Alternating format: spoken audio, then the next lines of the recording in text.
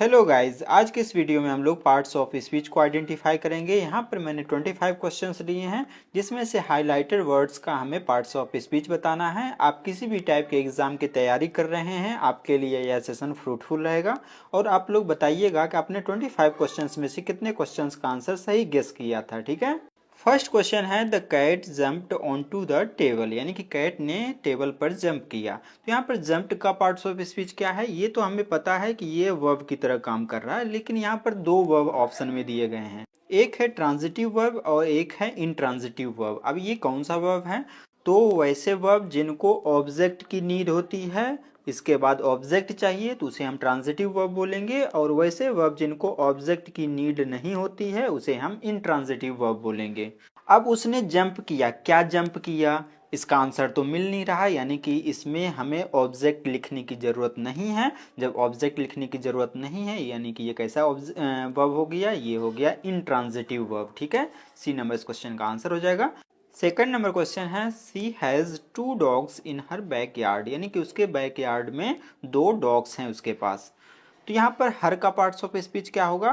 तो हर की बात करें तो ये जो है, ये पजेसिव एडजेक्टिव की तरह भी काम करता है। फर्स्ट तो ये पजेसिव एडजेक्टिव की तरह काम करता है, और सेकंड जो है ये ऑब्जेक्टिव केस भी है। ठीक है, अब देखते हैं कि ये कौन सा इसका राइट आंसर होगा। वर्ब तो है नहीं, नाउन भी नहीं है। थर्ड ऑप्शन है डेमोन्स्ट्रेटिव एडजेक्टिव, यानी कि वैसे एडजेक्टिव जिनका यूज हम डेमोन्स्ट्रेट करने के लिए, इशारा बताने के लिए करते हैं, उसे हम डेमोन्स्ट्रेटिव एडजेक्टिव बोलते हैं। जैसे कि यदि हम बोलेंगे कि यह किताब अच्छी है, तो क्या बोलेंगे? This book is good. अब इशारा करके बोल रहे हैं कि यह किताब अच्छी है, इस किताब को हाथ में लेंगे और बोलेंगे कि ये किताब अच्छी है, तो डेमोन्स्ट्रेट करके बोल रहे हैं।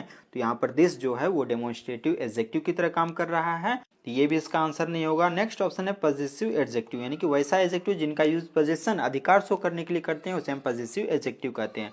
तो उसके बैकयार्ड में, ये बैकयार्ड किसका है? सी का है। इसका अधिकार शो करना है, यहाँ पर ये किस तरह से काम कर रहा है? पजेसिव एडजेक्टिव की तरह काम कर रहा है। डी नंबर इस क्वेश्चन का आंसर हो जाएगा। थर्ड नंबर क्वेश्चन है the sky is beautiful today, यानी कि स्काई जो है सुंदर है आज। यहाँ पर ब्यूटीफुल की बात करें तो ये एक्स्ट्रा इन्फॉर्मेशन दे रहा है, डिस्क्राइब कर रहा है किसको? स्काई को। स्काई मतलब होता है आकाश, और आकाश के बारे में एक्स्ट्रा इन्फॉर्मेशन दिया, तो ये है नाउन। नाउन के बारे में एक्स्ट्रा इन्फॉर्मेशन देने वाले वर्ड को हम एडजेक्टिव बोलते हैं, यानी कि सी नंबर इस क्वेश्चन का आंसर हो जाएगा। फोर्थ नंबर क्वेश्चन है he runs quickly to catch the bus, यानी कि वह दौड़ा, तेजी से दौड़ा, किस लिए? तो बस को कैच करने के लिए। तो क्विकली की बात करें तो इसके अंत में यल वाई लगा हुआ है। यदि वर्ड के अंत में यल वाई लगा हुआ है तो वो एडवर्ब बन सकता है या एडजेक्टिव बन सकता है। यदि नाउन के लास्ट में यल वाई लगा तो वो एडजेक्टिव बनेगा, और यदि एडजेक्टिव या वर्ब के अंत में यल वाई लगा रहेगा तो वो एडवर्ब बनेगा। तो क्विक की बात करें तो ये नाउन तो है नहीं न, क्विक क्या है? ये एक एडजेक्टिव है, और एडजेक्टिव के अंत में यल वाई लगा, यानी कि ये एडवर्ब बनेगा, जो कि ऑप्शन नंबर डी में दिया गया है। डी नंबर इस क्वेश्चन का आंसर हो जाएगा। फिफ्थ नंबर क्वेश्चन है we went to the park yesterday, यानी कि हम कल पार्क में गए। तो यस्टरडे की बात करें तो ये क्या बता रहा है? एक टाइम बता रहा है, जाने का टाइम बता रहा है। गए, लेकिन कब गए? कल गए। तो यहाँ पर वर्ब को डिस्क्राइब कर रहा है। वर्ब को डिस्क्राइब करने वाले वर्ड को हम क्या बोलते हैं? एडवर्ब बोलते हैं, जो कि ऑप्शन नंबर डी में दिया गया है। और ये कैसा एडवर्ब है? तो एडवर्ब ऑफ टाइम है। ठीक है, ये टाइम बताने का काम कर रहा है। सिक्स नंबर क्वेश्चन है my friend who lives in America has sent me a camera, यानी कि मेरा फ्रेंड जो कि कहाँ रहता है? अमेरिका में रहता है, उसने मुझे एक कैमरा भेजा। तो हु की बात करें तो ये क्या है? यहाँ पर प्रीपोजिशन तो है नहीं। रिलेटिव प्रोनाउन है क्या? Question word. क्या ये क्वेश्चन वर्ड की तरह काम कर रहा है? नाउन भी नहीं है। अब हमें डिसाइड करना है बी और सी में। यदि ये क्वेश्चन वर्ड रहता तो अंत में क्वेश्चन मार्क लगा रहना चाहिए था, यानी कि ये भी इसका आंसर नहीं होगा। ये क्या है? ये एक रिलेटिव प्रोनाउन है जो कि रिलेट कर रहा है, यानी कि माई फ्रेंड जो कि रहता है अमेरिका में, तो माई फ्रेंड के बारे में ही एक्स्ट्रा इन्फॉर्मेशन ये क्लॉज दे रहा है। ठीक है, तो इस वजह से हु जो है वो कैसा प्रोनाउन है? ये एक रिलेटिव प्रोनाउन है। सेवंथ नंबर क्वेश्चन है I like T and coffee, यानी कि मैं चाय और कॉफ़ी पसंद करता हूँ। तो एंड का पार्ट्स ऑफ स्पीच क्या होगा? तो ये दो वर्ड्स को जोड़ रहा है, यानी कि ये कंजक्शन होगा। अब यहाँ पर हमारे पास दो ऑप्शन है, सब ऑर्डिनेटिंग कंजक्शन एंड कोऑर्डिनेटिंग कंजक्शन। तो आपको याद रखना है कि एंड जो है वो एक कोऑर्डिनेटिंग कंजक्शन है। आप इसको कैसे याद रख सकते हैं, आपको याद रखना है फैन बॉयज, ये जो हैं ये कोऑर्डिनेटिंग कंजक्शन है। अब फैन बॉयज क्या होता है, तो एफ फॉर हो गया फॉर, ए फॉर हो गया एंड, एन फॉर हो गया नॉर, बी फॉर हो गया बट, ओ फॉर हो गया और, Y for at and yes for so. ठीक है, ये सब के सब जो है वो कोऑर्डिनेटिंग कंजक्शन है। यहाँ पर ए जो है एंड को रिप्रेजेंट करता है। बी नंबर इस क्वेश्चन का आंसर हो जाएगा। 8th नंबर क्वेश्चन है wow that's an amazing view, यानी कि वाओ ये बहुत ही अमेजिंग व्यू है, यानी कि बहुत ही बढ़िया व्यू है। तो वाओ की बात करें तो इसका पार्ट्स ऑफ स्पीच क्या होगा, तो ये हम सडन फीलिंग यानी कि एक्साइटमेंट के साथ बोल रहे हैं। जब कभी एक्साइटमेंट या सडन फीलिंग या इमोशन को एक्सप्रेस करना हो तो वो कौन करता है, इंटरजेक्शन करता है। बी नंबर इस क्वेश्चन का आंसर हो जाएगा। ठीक है, वाओ का पार्ट्स ऑफ स्पीच क्या है, ये एक इंटरजेक्शन है। ठीक है, 9th नंबर क्वेश्चन है the tall tree swayed in the wind, यानी कि लंबा पेड़ जो है वो हवा में स्वेड हो गया यानी कि झूल गया। तो टॉल का पार्ट्स ऑफ स्पीच क्या होगा, तो यहाँ पर देखें यदि आप, तो ये आर्टिकल लगा हुआ है। ठीक है, आर्टिकल किसके लिए आता है, नाउन के लिए आता है। अब आर्टिकल का प्लेस क्या क्या हो सकता है, यदि एक ही वर्ड है और वो क्वालिफाइंग वर्ड नहीं है तो कैसा रहेगा, आर्टिकल प्लस नाउन। बट यदि एडजेक्टिव यानी कि नाउन को क्वालिफाई करने वाला वर्ड मिल रहा है तब आर्टिकल का प्लेस क्या होगा, आर्टिकल पहले लिखेंगे आप, उसके बाद एडजेक्टिव लिखेंगे, फिर आप क्या लिखेंगे, नाउन लिखेंगे। बट यदि एडजेक्टिव को भी क्वालिफाई करने वाला वर्ड मिल गया तब आप कैसे लिखेंगे, सबसे पहले आप आर्टिकल का यूज करेंगे, उसके बाद आप एडवर्ब लिखेंगे, फिर आप एडजेक्टिव लिखेंगे और फिर आप क्या लिखेंगे, नाउन लिखेंगे। तो ये आर्टिकल जो है ये इस नाउन के लिए आया। अब नाउन के बारे में, ये नाउन रहा, अब इस नाउन को क्वालिफाई करने वाला एक वर्ड मिल गया है। वो ट्री तो है बट वो ट्री कैसा है, वो ट्री जो है वो लंबा है। तो ट्री के बारे में, नाउन के बारे में एक्स्ट्रा इन्फॉर्मेशन दिया। नाउन या प्रोनाउन के बारे में एक्स्ट्रा इन्फॉर्मेशन देने वाले वर्ड को हम क्या बोलते हैं, एडजेक्टिव बोलते हैं। सी नंबर इस क्वेश्चन का आंसर हो जाएगा। ठीक है, 10th नंबर क्वेश्चन है he entered from the back door, यानी कि उसने इंटर किया कहाँ से, तो बैक डोर से। तो यहाँ पर द जो है ये आर्टिकल आया इस नाउन के लिए। अब इस डोर के बारे में एक्स्ट्रा इन्फॉर्मेशन दे रहा है कि डोर तो था बट वो डोर कैसा था, वो बैक डोर था, यानी कि ये पिछला डोर था। तो नाउन के बारे में एक्स्ट्रा इन्फॉर्मेशन दिया तो ये भी क्या रहेगा, ये भी एडजेक्टिव है। सी नंबर इस क्वेश्चन का आंसर हो जाएगा। 11th नंबर क्वेश्चन है the house is old but cozy, यानी कि घर जो है वो पुराना है लेकिन आरामदायक है। कॉजी मतलब होता है आरामदायक, कंफर्टेबल। ठीक है, तो द हो गया आर्टिकल और इसके बीच में कोई भी क्वालिफाइंग वर्ड नहीं है, यानी कि ये क्या रहेगा, ये एक नाउन है। ठीक है, बी नंबर इस क्वेश्चन का आंसर हो जाएगा। बट यदि हाउस की जगह होम लिखा रहेगा तो अब आपको याद रखना है कि होम जो है वो एक एडवर्ब है जबकि हाउस जो है वो एक नाउन है। 12th नंबर क्वेश्चन है he walked slowly down the street, तो स्ट्रीट के नीचे की ओर उसने जो है स्लोली तरीके से वॉक किया। तो यहाँ पर ये क्या बताने का काम कर रहा है, रिलेट कर रहा है इस वर्ड को सेंटेंस के अदर वर्ड से, यानी कि ये क्या है, ये एक प्रीपोजिशन है जो कि ऑप्शन नंबर डी में दिया गया है। ठीक है, ही वॉक्ड स्लोली डाउन यहाँ पर प्रीपोजिशन की तरह काम कर रहा है। 13 नंबर क्वेश्चन है the two friends quarreled with each other, यानी कि दो मित्र जो है आपस में क्या किए, लड़ाई झगड़ा किए। तो ईच अदर या वन अनदर जो है ये रेसिप्रोकल प्रोनाउन है जिसका मतलब निकलता है आपस में। ठीक है, या एक दूसरे से। तो वे एक दूसरे से लड़ाई किए। ईच अदर या वन अनदर जो है वो रेसिप्रोकल प्रोनाउन है जो कि आपसी संबंध को बताने का काम करता है। एम्फेटिक प्रोनाउन क्या कहलाते हैं, तो वैसे प्रोनाउन जो जोर देने का काम करते हैं, एम्फेसाइज करने का काम करते हैं, जैसे कि हिमसेल्फ, हरसेल्फ, देमसेल्व्स, ये सब जो है एम्फेटिक प्रोनाउन है। पर्सनल प्रोनाउन हो गया आई, वी, यू, दे, ही, सी, ये सब जो है पर्सनल प्रोनाउन है। ठीक है, 14 नंबर क्वेश्चन है the ball rolled under the couch, यानी कि बॉल जो है रोल किया किसके, काउच के नीचे। तो यहाँ पर ये पोजीशन बताने का काम कर रहा है। तो ये क्या है, पोजीशन बताने का या टाइम बताने का काम कौन करता है, प्रीपोजिशन करता है। ए नंबर इस क्वेश्चन का आंसर हो जाएगा। ठीक है, अंडर यहाँ पर क्या है, ये एक प्रीपोजिशन है। Under, above, in, at, on, ये सब के सब जो है वो प्रीपोजिशन है।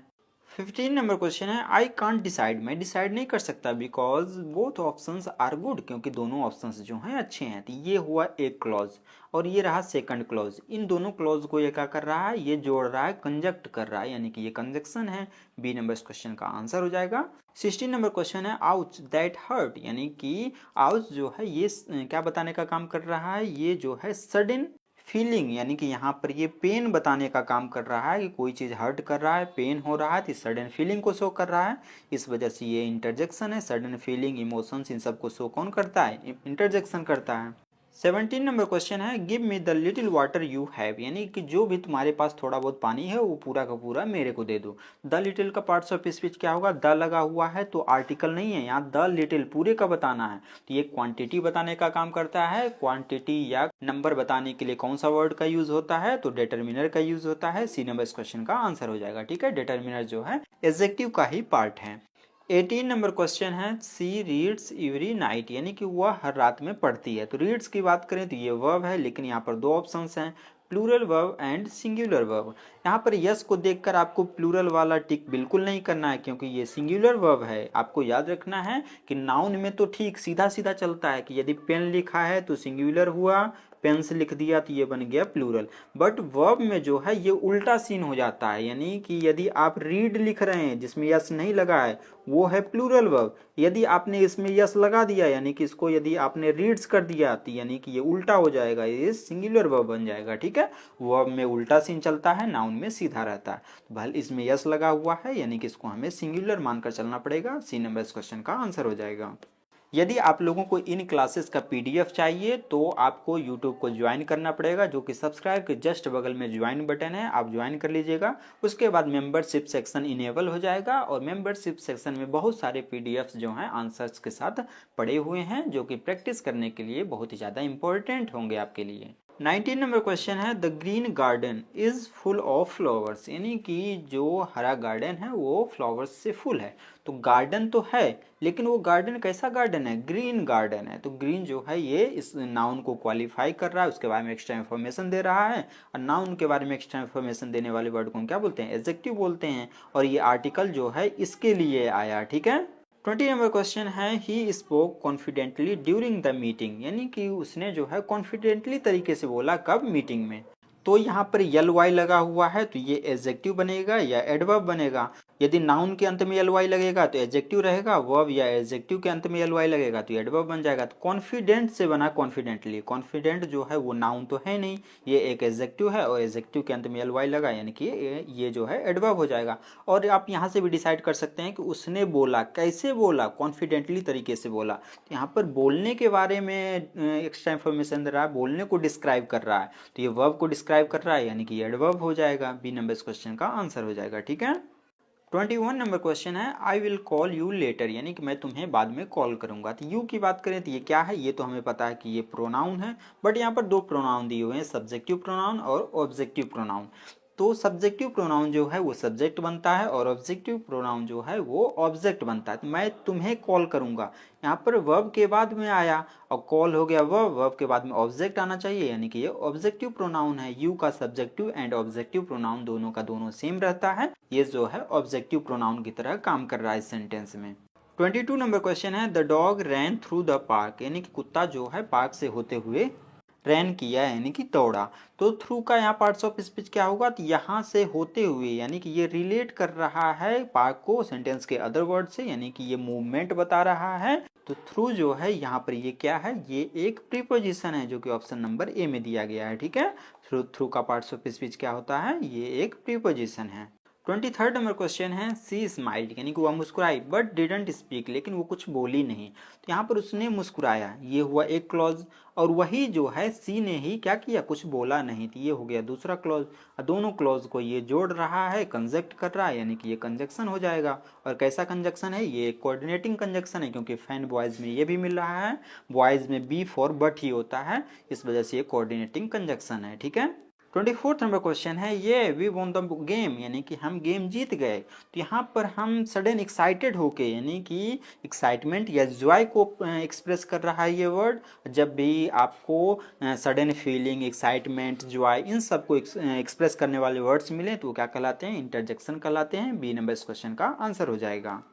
25th एंड लास्ट क्वेश्चन है। इस क्वेश्चन का आंसर जानने से पहले यदि आप हमारे चैनल पर नए हैं तो चैनल को सब्सक्राइब कर दीजिएगा, वीडियो को लाइक कर दीजिएगा और अपने फ्रेंड सर्कल में इस वीडियो को शेयर कर दीजिएगा। ठीक है, लास्ट का क्वेश्चन है द स्मॉल बर्ड चर्प्ड लाउडली, यानी कि छोटी चिड़िया जो है वो जोर जोर से चिहचिहाई। ठीक है, तो यहाँ पर स्मॉल का पार्ट्स ऑफ स्पीच क्या होगा, वो बर्ड तो है बट वो बर्ड कैसी है, छोटी सी बर्ड है, यानी कि यहाँ पर ये नाउन के बारे में एक्स्ट्रा इन्फॉर्मेशन दे रहा है, तो ये क्या बनेगा, एडजेक्टिव बन जाएगा। सी नंबर इस क्वेश्चन का आंसर हो जाएगा। ठीक है, स्मॉल का पार्ट्स ऑफ स्पीच क्या है, ये एक एडजेक्टिव है।